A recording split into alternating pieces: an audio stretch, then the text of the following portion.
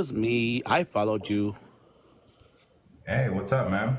Nothing much. Name is Tony. I'm 44. Uh, so I think my mission as an atheist is especially here on TikTok, is to encourage fellow atheists, because the work you're doing will effectively change our society in a good way. So thank you so much. I am proud of you. Keep doing what you're doing. Um, Okay, I'm not really doing too much. I don't think I'm gonna be changing the world with my atheism. well, Um, you know, it was difficult for any atheist to spread awareness before social media. I bet that 2 decades ago, when I was first introduced heavily into Christianity, if somebody would have been around that would have informed me of a lot of things that I know now, I think my life would have been a lot different. I wouldn't have spent all those years not only in seminary but in ministry. I am glad I've been, an atheist for over a decade now, and like I said, I think my job is to at least give a little word of encouragement.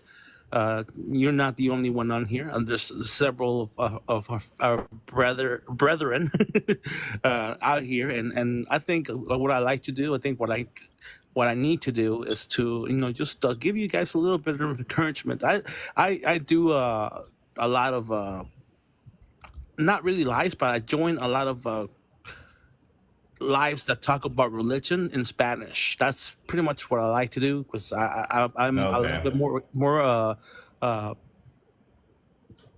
I look guess you could say, Hispanic, but I know zero Spanish.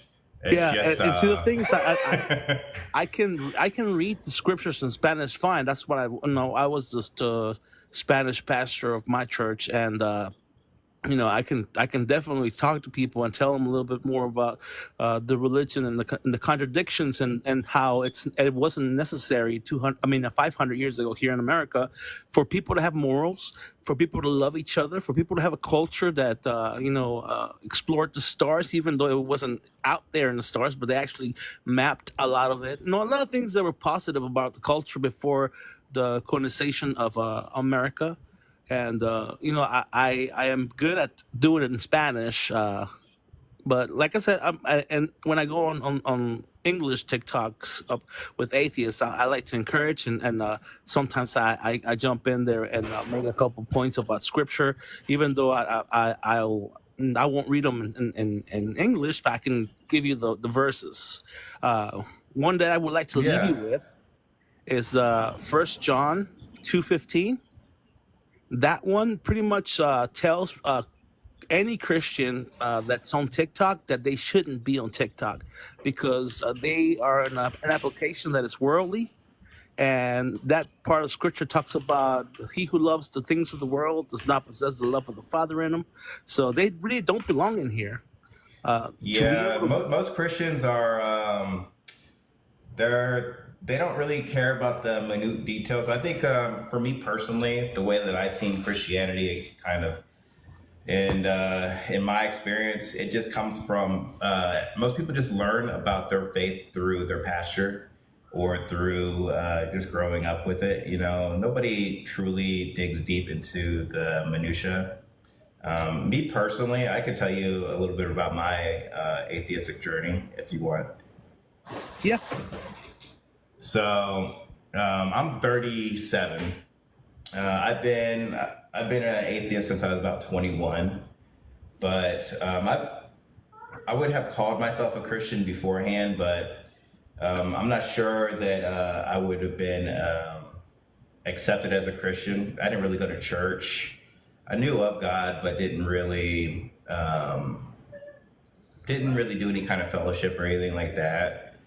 But for me, like since I was a teenager, it's always, and I asked my pastors these questions over and over, the different pastors that I had throughout my life, and they never really got any answers. But the question they always kept getting me is the omni properties, and this question came up when I was a teenager, like What does it mean to be all knowing? What does it mean to be omnipresent? Like these omni properties just always confused me because I didn't really know too much about philosophy when I was a teenager, but I understood just what implications came from these types of questions. Um, I'm not going to say inherently, but just as a person who's interacted with the world, and it never made sense to me. And the pastors and preachers that I've talked to, they just never had an answer. It was always just quoting a scripture or look inside yourself or some kind of abstract non-answer to the question. And then I was lucky and fortunate enough to grow up in the time frame in YouTube where atheism kind of blew up between like the 2014, 2019 time frame. So I had the Four Horsemen, and I had all these atheist speakers that kind of just like broke down the logistics and that helped me work through the Bible, kind of understand what was actually being said. And that kind of progressed my atheism. And then now I listen to a lot of these TikTok people.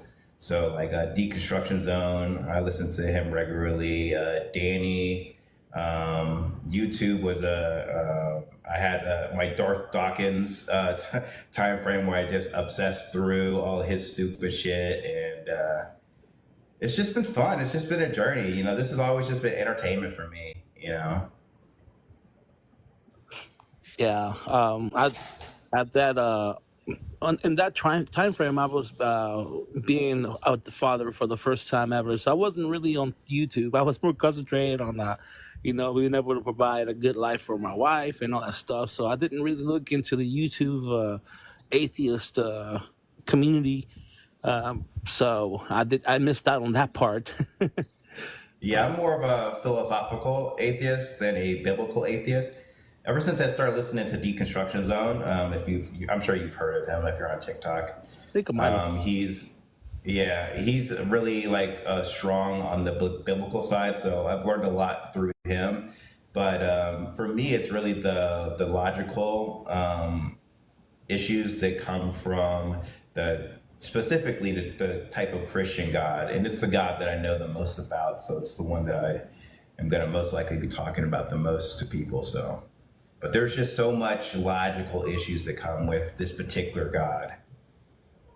Yeah, the point of being omni everything is something that contradicts the whole entire story from the get-go, because if God was aware of the decisions that Adam and Eve were gonna make, he would never allowed Satan to tempt them. And see, in Scripture, every time that Satan tempts somebody, he asks God for permission. Like the story of Job, he was told. Actually, God pretty much gave Job up and say, "Have you considered my servant Job?" So the Well, devil himself. the issue with Job is even more funny. Not a lot of people actually talk about this. So if we were going to assume just a couple of things about the Christian God, we assume that the Christian God knows everything. Not just in the sense that it knows the timeline of what's going to happen, but it knows every possible thing that could happen and the outcome of every possible thing. Its knowledge is complete. And then it not only does it have complete knowledge, but it has the ability to act in any way that's, I'll just say logically possible. It should be more broad if you're going to say God can do anything, but a lot of Christians like to say logically possible, so we'll stick with that. So with these two type of elements, and the devil having known God before the creation of earth, the devil knows these attributes of God, and so for Satan to go to God and ask and question God on the nature of this person, Job, and then God reply in a particular way, and then Satan, for some reason, contests that statement from God, it just doesn't make any sense, because Satan knows that God can only tell the truth, because it's a property of God that God can't do evil, and lying is an evil act. So God could only tell the truth. And so any response that God gives is going to be the truth. So when God told Satan that Job is a righteous man, and that he would never stray away, Satan shouldn't have gone any further. So all that extra stuff that happened after that statement is just all nonsense, It's because Satan unnecessary knew pain. that it was the truth. Yeah. Yeah, it's just unnecessary pain and anguish for the servant of God. It's like, come on. Yeah. Both Satan and God already knew for a fact that God was telling the truth when he made the claim about Job. So it was when the second God allowed for Job to be tested, and I say tested with quotations here, it was essentially just an evil act Yep. from God. It's just like the story with Pharaoh. The story of Pharaoh shows how free will is not a thing. It's not real, because I think it was 6 times that God hardened the heart of Pharaoh. So if he did that to one person, what is there not to say that he could do it to anybody at any moment? You know, harden your heart, harden my heart. That means free will is not a thing. It's not real, and especially it's not really biblical either. Yeah, I personally, just on my personal beliefs, I don't believe that free will is a thing. I'm a hard determinist on that aspect of things. But if we're just speaking biblically, I can understand where Christians can be confused about free will, because there are statements that are made in the Bible that kind of indicate towards being able to make a choice. The Bible never specifically says you have free will, but it does indicate that you have choices. And then, but there are things like you mentioned that's kind of makes it so that God is interacting in the world in a non-natural way, and this in itself is going to affect the causal relationships amongst everything that's miraculously being interacted with. And so a lot of Christians want to say that God can't interact with the world nowadays, because by doing so, it's limiting the free will of its creation. But then they completely accept that God interacted with the world 2,000 years ago and interacted with its creation then, but somehow the creations of that time did not lose free will. So it's the Christians can't really Hey, make up their I'm mind going on, to have to on jump this. off. My wife just tried to call me, and I kind of just ended her call right quick. But well, at least there's a saying in Mexico where I was born. It's like where captain rules, the sailor doesn't talk back. So I gotta jump off here Right. and give her a call back. Thank you for having me up, and like I said, thank you for what you're doing, and keep up the good work. I will try to do the same on my end.